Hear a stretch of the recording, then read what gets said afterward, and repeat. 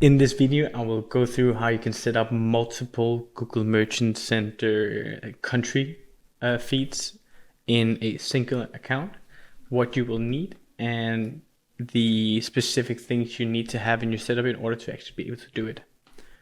Because in Google Merchant Center, which is where your feeds for Google Ads is in, there can only be a single domain. So how you will need to have it in order to have multiple, let's say, countries in a single Google Merchant Center, you will need to have something like an international setup in Shopify Markets, for example, where you have a, let's say, a .eu domain, but under the .eu domain you have a UK language layer where you have it in let's say English and in pounds, and you have another language layer where it is in euros and Dutch for the Netherlands, etc., etc. But it's all the same main domain, because you can have multiple domains in a singular Google Merchant Center account. So in this instance, they have a Danish, they have a German, and they have an international one. So they would need 3 different Google Merchant Center accounts. They would need a Danish one with a feed in DKK and in Danish. They would need a German one in euros and in German. And then on the international one, they still have a language layer on the pages, and they still have a few countries in there that they want to have in local valuta, because they also have it on the layer, but the main feed is in euros. So in this example, this client has a lot of traffic and a lot of clients in the UK, but their main feed is in euros and in English. So we need to make a feed that's in English and in UK and add that to the Google Merchant Center account. So what you will need is to have 2 feeds. You will need one feed for the euros and English in our instance here, for all the countries we run currently in the EU. And then you will also need one in English and with pounds in it for UK. So how we done it, you can also use Data Feed Watch, and you can use a lot of different software. We made it in this easy app in Shopify called FeedFix. We have no affiliation at all. We just use this because it's cheap on a few clients. So currently we have set up this feed, the EU feed, in a Google Merchant Center account here on the data sources. I've actually also set the UK feed up, but I will show you how to do it still. So we have the EU feed that is set up here. And this feed is used for these countries: Belgium, France, Ireland, Italy, the Netherlands, Norway, Poland, and Sweden. Norway and Sweden also have different valutas. They have SEK and NOK. So we will also be making those separate feeds, but that would be for a separate video, or just something that we would do on the site. It's the same setup as what we'll do on the UK right now. So what we have to do, I've already done it, but I will show you again. So we need to make sure that the country that we want to have a separate valuta on is alone. So it's not in 2 different countries or in 2 different feeds. So we don't want UK to be both in this feed in EU. So we say that this EU feed in euros and in English will be used to UK as well.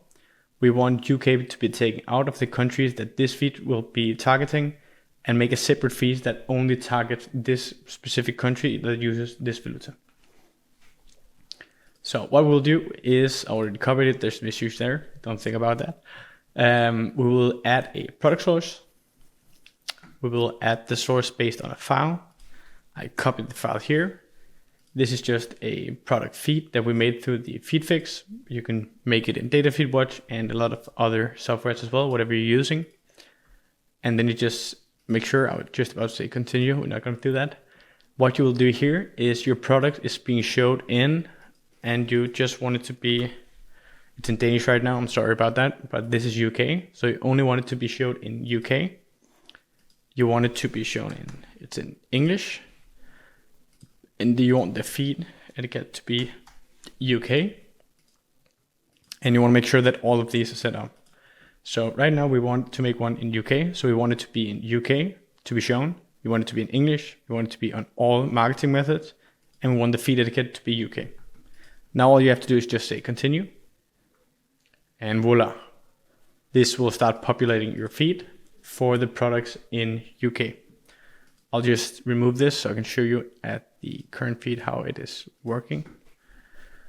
So when this done and it's populated the feed, there should be 2 separate feeds. There should be an EU feed that goes to all these countries and a UK feed that goes to UK right here.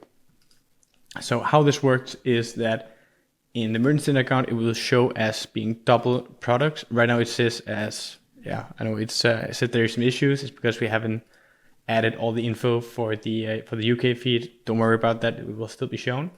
But on the products here, it will say there's only 250 products on the store, but it will show as double because there is 2 separate feeds running here, one for UK and one for EU.